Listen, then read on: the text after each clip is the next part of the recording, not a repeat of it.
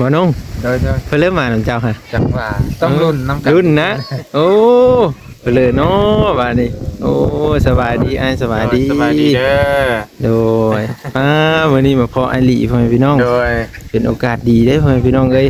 อาลีก็ระยะทางหลายกิโลน้อยเนาะจักสิว่าจักหลัก แต่เฮามันนี่ประมาณ2ชั่วโมงพี่น้องเพื่อฮอดซ้ำบ่ว่างไปหาบ้านน้องสายฟ้าเราได้โดยประมาณนั้นแหละโดยอ้าวเป็นจังได๋ก็เดี๋ยวพ่อแม่พี่น้อง FC ทุกคนทุกท่านก็ไปติดตามเบิ่งบรรยากาศเดี๋ยวบ่ว่างจะถ่ายให้พ่อแม่พี่น้องได้เบิ่งโดย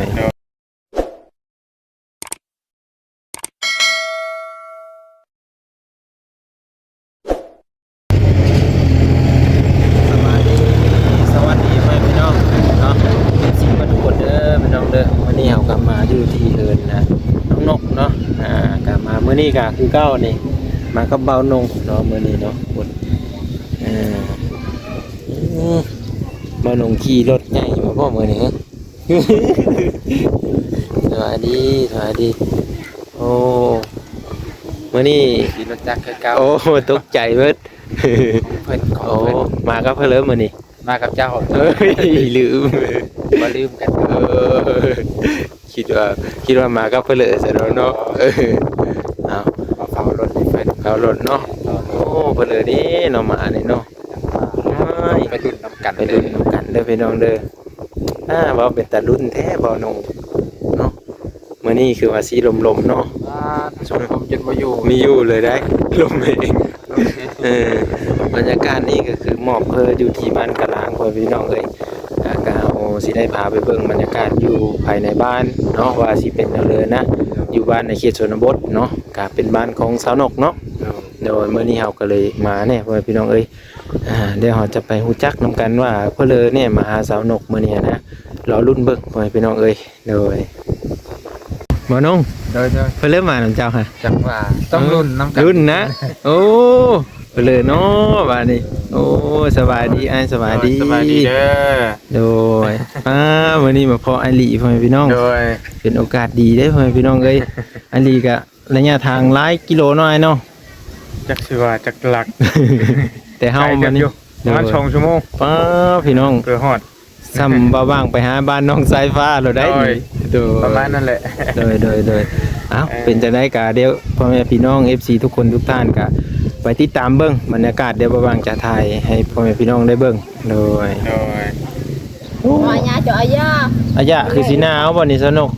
นั่งพิงไผอีเนาะหนาวเลยหนาวจืดถ่ายอย่าถ่ายลูกละอายเพิ่นสาวสำน้อยเนาะ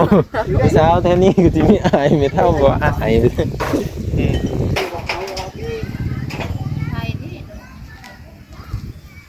บรรยากาศนี่ก็เฮินแถวหมู่บ้านนี่ก็เริ่มนึ่งข้าวนึ่งน้ำแล้วได้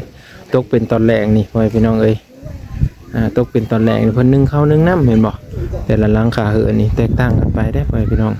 ไปเดี๋ยวอายเพิ่นมาเบิ่งบ่อนขายดินดอนตอนหญ้านี่แหละเพิ่นว่ามาเบิ่งไว้ก่อนเพิ่นว่า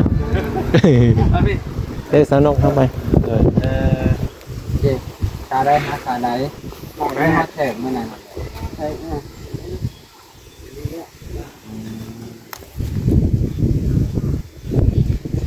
อันนี้มานี่หมายว่ามันฮอดใช้บัดฮอดแจโหนี่สิเริ่มจากนี่สิเอานี่เนาะเริ่มจากนี่แม่นบ่หรือบ่อะไรคือเขตนี่ก็มุดขึ้นนะเริ่มจากนี่เลยเนาะนี่บอลนี่เลยดูนะนี่บอลมองนี่สินะอึ๊บไม่โอเคสองนาทีความลับ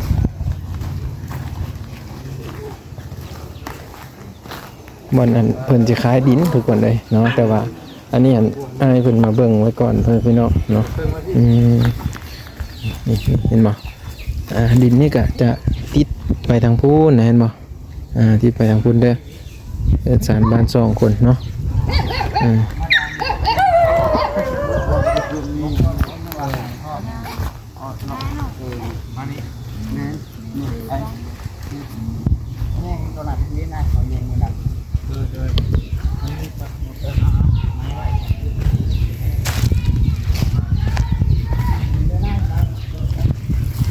วันนี้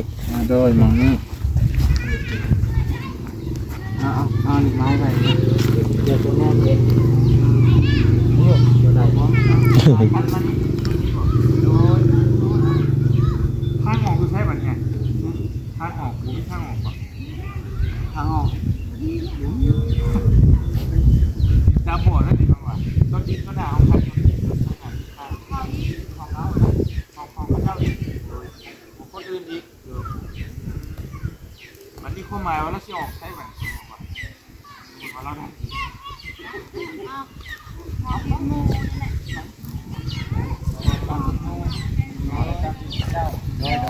ด้ครั้งนี้12โดยเจ้าเท่งมี12 โดย จะ5พุ่น11จากนั้น13กว่าแต่มาพี่ก็13เหมือนกันย้อนก็ให้มันบ่ซ้ำกันเนาะ ไม่ซ้ บ่ซ้ำเลยทั้งพุ่น ำถ้าพูดไปจากจอนี่ 11เมตร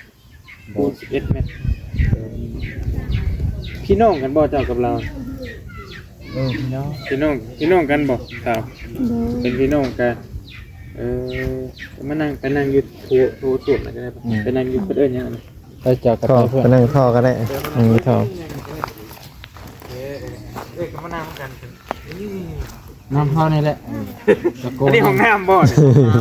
เข้าได้บ่นี่ของน้ำกลางแจ้ง ของน้ำเปิดประตู เจ้า เล บ่ ย โดย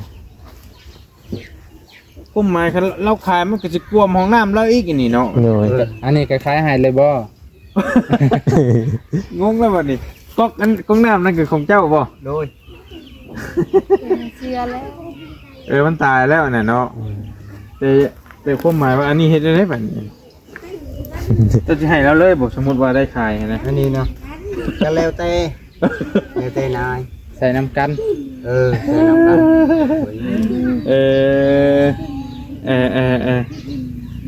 ช่วงเฮามาถามเบิ่งหั่นนะคันว่ามีเงินผู้เพิ่นสดเพิ่นซอยแล้วก็คันพอซอยบ่ก็สิซอยลาวนะคันว่าซอยได้แหละคันว่าอยู่นี่อยู่ได้บ่โอเคบ่ทางสาวอยู่ได้บ่คันอยู่นี่ อยู่ได้ อยู่ได้เนาะ แล้วหาบ่มีก็อยู่ได้ แต่สำหรับปลูกเพื่อนน่ะก็พอปลูกได้อยู่พี่น้องซั่นธรรมดาอยู่นั่นแหละแต่ว่าบ่มีใบตะดินบ่ให้บ่ทันมีหยังบ่ มี ใบตะดินมีอยู่ โดย โอเคแค่อยู่ซะมีใบตะดินข้างในเนาะ โดย โอเคประมาณ10ปลายประมาณ11คูณ11เมตรซะคือเผื่อไว้ประมาณนี้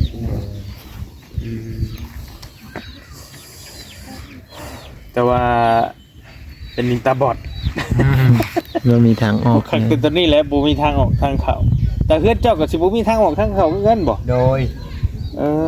เห็นมันก็ยากเลยออกเขาแบบนี้ใส่ลงตรงหน้าแล้วสั่งตรงหน้ากัน ข้ามวันนี้ก็ดินมุ้ยได้จ้ะ ยากอีกไปทุก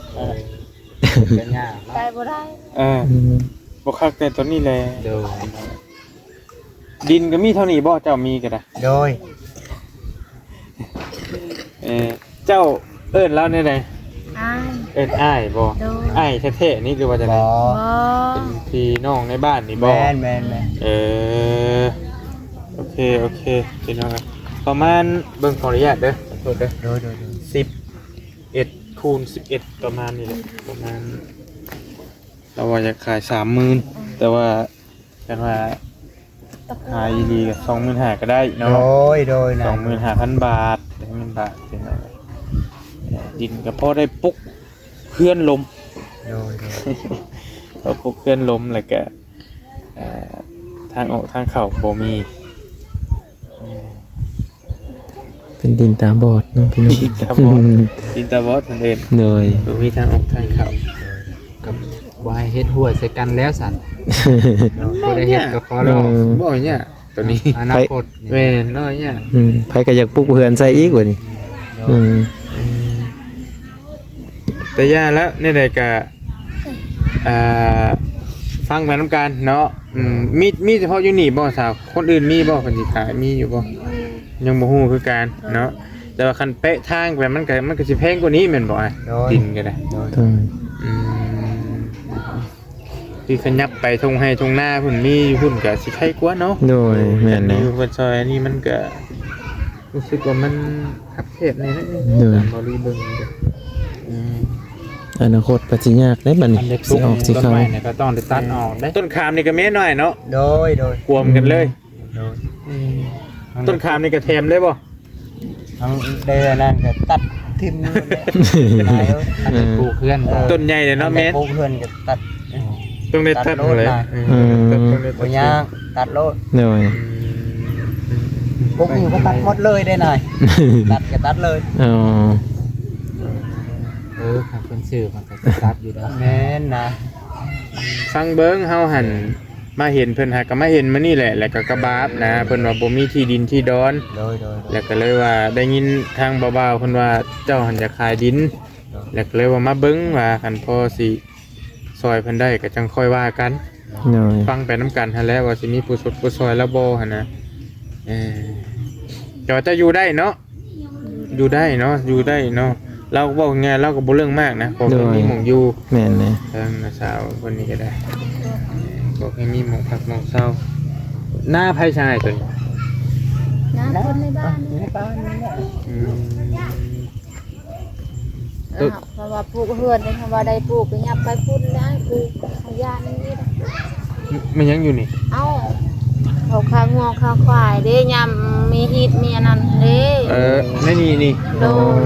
เอ แล้ว อ ก็ว่ามันเฮาปลูกบ่ถูกต้องก็ฮอนอีกอยู่ก็บ่สะดวกอีก เอาเป็นดินห้อนอีกบ่ โดน มอง เป็น อ ดิ ยู่ นฮอนอีก ห้อนอีก โดนแบบว่าหมดในบ้านนี่ไปค้างัวค้าควายนี่หมดเด้ โอ้ ปลูกอยู่นี่ ยับไปพุ่น สิยับไปบ่อนกมะขามพุ่น โดน เป็นห้องน้ำก็ให้อันนั้นเลยก็บ่ยาก แถมให้เลยแถมโอ้ยใจดีนี่แคกอยู่อันนี้เข้าได้หรือบ่นี่ไอ้เข้าได้นี่เนาะ โดย คงนำกางเกงเด้อ โตเลยดิ โดย เธอครับ โดย เหี่ยวได้แล้วบ่หั่นนะเหี่ยวทายได้แล้วเนาะ ได้แล้ว แค่ว่ามันคนเห็นซื่อ แหม่โดย เออนี่หน่อยอันนี้เพิ่นซอยบ่โครงการเพิ่นซอยบ่ตัวนี้ โดย เพิ่นซอยได้ยินว่าเพิ่นซอยผู้เพื่อนเด้แต่ว่าพวกนี่นะเฮาต้องหาเองหลังโครงหลัง โดย คา โดย แต่ว่าเราโตแล้วนี่เทมของน้ำพร้อม โดย ผักกระจาดมาอ้อมกับเขาได้เลยนะผมเลยว่าสบายแล้ว เสียดายบ่แท้มันบาดาลให้เนาะ บาดาลก็ได้บัดก็ที่ได้เทมที่เราเล่นอยู่หันแล้วก็ใช้น้ำกันนั่นแหละ โดย แปลว่าหนึงก็ใช้ได้คือว่าบ่ แม่น มันเทซื่อบ่ อันนั้นหัน โอ้ขันโยก ปล่อยมันหมดอัน โอ้ นี้นะ ปล่อยเมิด พอดีมันขาด หยุด เออ รุดลงเลย โดย ขอโทษเขตไอ้เป็นยัง เป็นจะเกิดได้นะ โอ้ โอ้ อีนี่ว่าตั้งแต่น้อยแบบนี้ได้นะเอาน้ำฮอนนั่นเด็ก โดย เอาน้ำฮอนนั้น ลูก แกะออก อืมจะกล้ามันติดกันเลยเนาะ โดย โอ้ แต่ไอ้บ่ได้เจ็บบ่ได้ปวดบ่ บ่ แค่มันเดี๋ยวเขา มันสั่นคือ เหมือนมันกระดันเนาะ คือ ขาก็ เฮา ขาเขียด เลื่อยไม้ตะกี้หันดี โอ้แบบดึงนะมันต้อง เป็นเด้อดึง แต่ก่อนก็เลยแบบนั้น โดย เลยได้สบาย โดย โอ้ สาม สามคนเมียเจ้าแล้วก็ลูกบ่ ปวดยังคนเดี ยั ยว งบ่ทันได้มี บ่ทันได้มีเมียบ่ บ่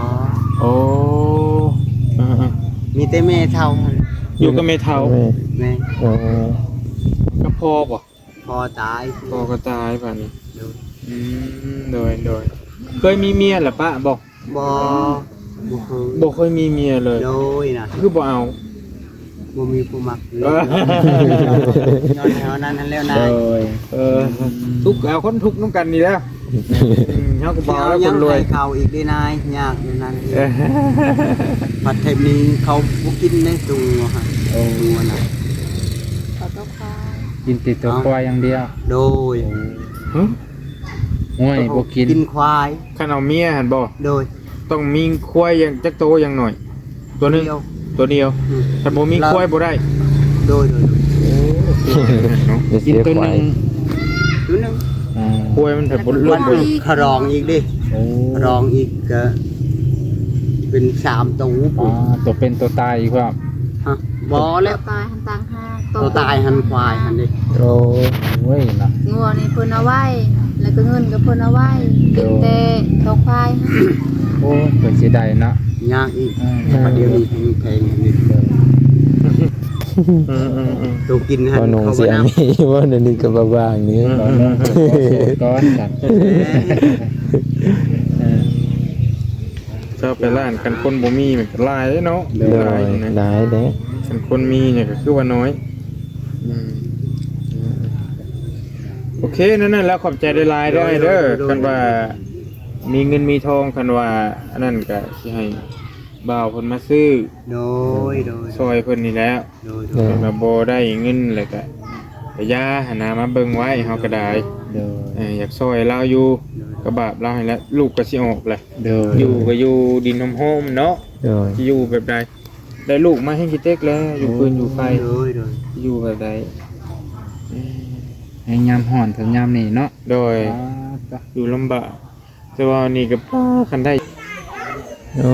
พ่อแม่พี่น้องเอ้ยเนาะกำมือตื่นตาเป็นเลออ้ายเพิ่นมาแล้วบ่โดย